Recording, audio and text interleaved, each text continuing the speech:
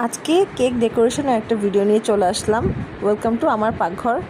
আমি একটি chocolate cake bake করে নিয়েছি। এরপর এটা ঠান্ডা হওয়ার জন্য রেখে দিয়েছি। যখন ঠান্ডা হয়ে গিয়েছে তখন একটা টার্ন টেবিলের ভিতরে এই কেকটাকে রেখে আস্তে আস্তে কেকটা কেটে নিয়েছি। আমি দুভাগ করে কাটবো, এর জন্য প্রথম অংশটুকু কাটার আগে যতটুকু উঁচা হয়ে আছে অতটুকু কেকের নাইফ দিয়ে আমি আস্তে আস্তে করে কেটেছি। এরপরে আমি এটাকে দুভাগ করার জন্য ঠিক এক পাশ দিয়ে ধরে আরেক পাশ দিয়ে আস্তে আস্তে আস্তে আস্তে ঘুরিয়ে ঘুরিয়ে এই কেকের স্লাইসটা করে নিব। কেকের স্লাইসটা একদম পারফেক্টলি হয়ে যাবে। চাইলে এটা 3টা ভাগও করা যায়, কিন্তু আমি যেহেতু বাসার জন্যই করছি, আমাদের সবার জন্য চিন্তা করলাম 2টা ভাগই করি। এরপরে ক্রিম তৈরি করার পালা। আমি হুইপ ক্রিম নিয়েছি। হুইপ ক্রিমটাকে ভালো মতো বিটারে বিট করে নিয়েছি। একটু পরপর থেমে থেমে বিটারে বিট করলে তারপরে ঠিক মতো যখন হয়ে যাবে, ক্রিমটা যখন পড়বে না বাটি থেকে, তখনই বুঝতে হবে হয়ে গেছে। এরপরে একটা কেকের জন্য বোর্ড নিয়েছি। ওই বোর্ডের উপরে আমি ক্রিমটা কিছুটা লাগিয়ে নিয়েছি যেন কেকটা শক্তভাবে আটকে থাকে এর জন্য।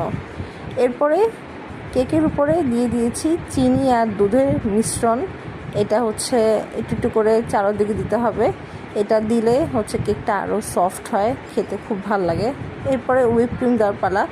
আমি আস্তে আস্তে করে সব হুইপ ক্রিম কেকটা ঘুরিয়ে ঘুরিয়ে চারদিকে দিয়ে দিয়েছি।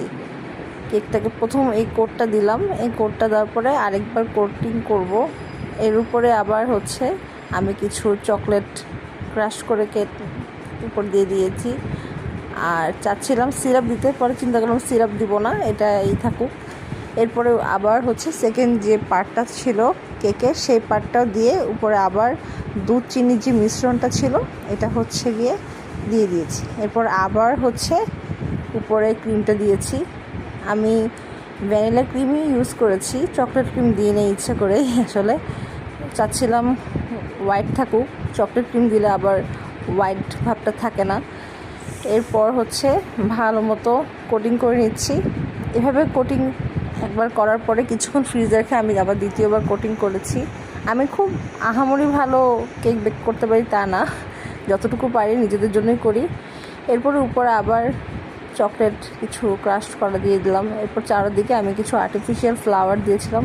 ওটা আবার চিন্তা করলাম একটু চেঞ্জ করি। এরপর এক সাইডে করে এই ফ্লাওয়ার ডেকোরেশন করে কিছুটা গ্লিটারি এক ধরনের এডিবল ডেকোরেশন পাওয়া যায়, এগুলো আমি দিয়ে দিয়েছি। আর আমার নিজের বানানো কিছু চকলেট অ্যাড করেছি। এই তো তৈরি হয়ে গিয়েছে চকলেট কেক। খুবই সিম্পলভাবে